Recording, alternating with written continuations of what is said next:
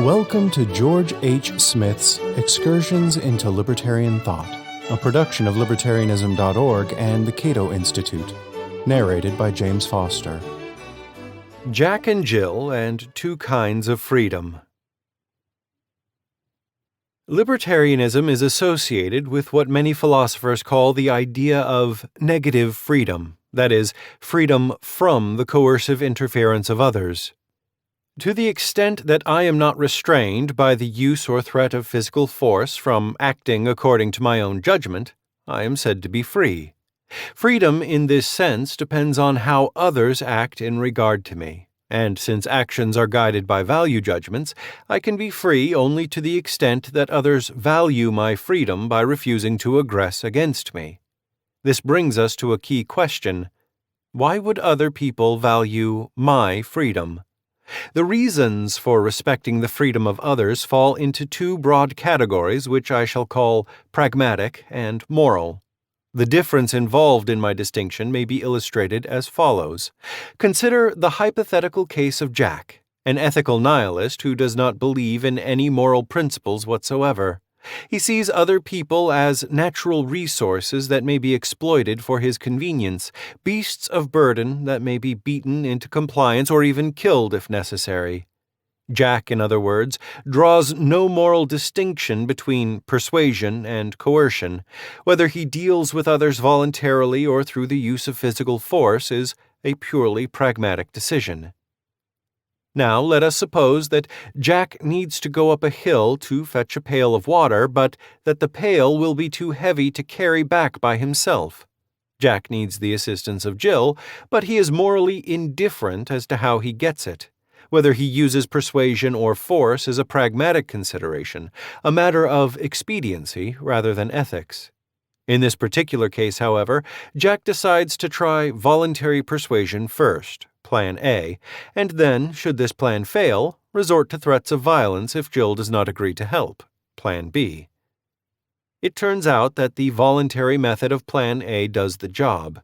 Jill, unaware that Jack even has a Plan B, agrees to help, so up the hill they go. In this case, Jill is objectively free vis-à-vis Jack. She has, in fact, been persuaded rather than coerced, even though, unbeknownst to her, Jack would have resorted to the coercion of Plan B if Jill had refused to assist him. Jack's external behavior conforms to the rules of justice, despite his ethical nihilism and willingness to use force. What factors might Jack have taken into account during his pragmatic deliberations? What might have persuaded him to choose Plan A over Plan B? An obvious factor is the fear that Plan B might land him in jail. Or if Jack is familiar with Jill's character and knows her to be a generous person, he might assume that she will readily agree to help, thereby rendering coercion unnecessary. Or if Jack wants to get the water as quickly as possible, he might think that Jill's voluntary labor will be more efficient than her coerced labor. Or, if Jack wishes to interact with Jill in the future, he might reject Plan B as something that will cause Jill to dislike and fear him. Or if Jack moves in the same circle of friends as Jill, he might fear that news of Plan B will quickly get around and ruin his reputation. These are among the considerations that might cause Jack to prefer Plan A over Plan B.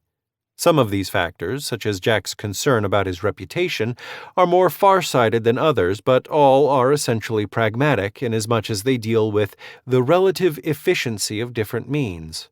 Whatever Jack decides, whether he chooses Plan A or Plan B, Jill's freedom is nothing more than a cipher in his pragmatic calculations. Jack sees Jill as a means to his ends, not as an end in herself. Let us now reverse the situation and make Jill the person who wants Jack to go with her up the hill to fetch a pail of water. Unlike Jack, however, Jill is a libertarian who strongly believes in the moral autonomy and rights of all persons. Freedom, for Jill, is a fundamental moral value, so she will deal with Jack voluntarily or not at all. There is a crucial difference between these two scenarios. Although both Jack and Jill chose persuasion over coercion, they arrived at their decisions by different means. Whereas Jack deliberated between Plan A and Plan B, Jill never had a Plan B to begin with. She never regarded coercion as a feasible option. She viewed persuasion not as one possible plan, but as a moral precondition of all plans. Although coercion was for Jill a physical alternative, that is, it was a course of action that she was physically capable of performing, it was not a psychological option. This distinction between physical alternatives and psychological options is essential if we are to understand a fundamental role of moral principles in decision-making. Most of our everyday choices involve pragmatic values, so we make them without consulting our moral principles. But the range of our pragmatic alternatives is extremely limited. We do not, because we cannot, weigh the pros and cons of every physical alternative when deciding upon every course of action, because the number of such alternatives is virtually unlimited. If we tried to take each possible alternative into account before deciding upon a course of action, we would spend a lifetime deliberating and never act at all.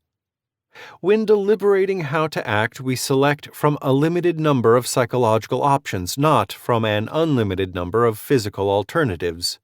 Most physical alternatives are screened out in advance, leaving only a handful of options for serious consideration. Our moral principles play a crucial role in this screening process. For example, most people who need to raise money do not regard bank robbery as one pragmatic option among others. It is not as if they undertake a cost-benefit analysis of bank robbery and then reject it for pragmatic reasons.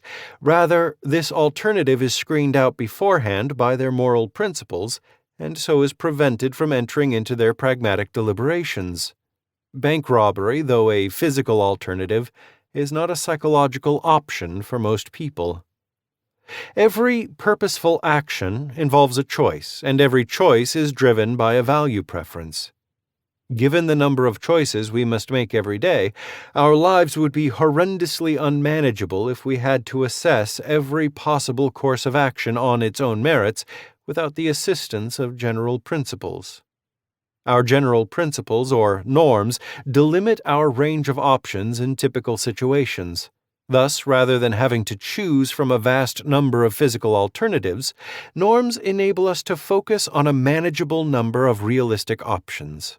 When such norms embody our fundamental values, when they state, for example, that we should exclude the initiation of force as a legitimate option in social relationships, then we are dealing with moral norms.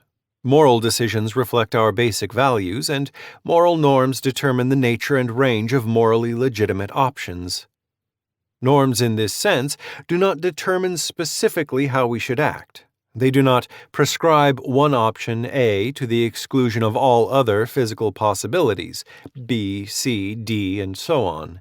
Rather, moral norms set the parameters of legitimate options in typical situations.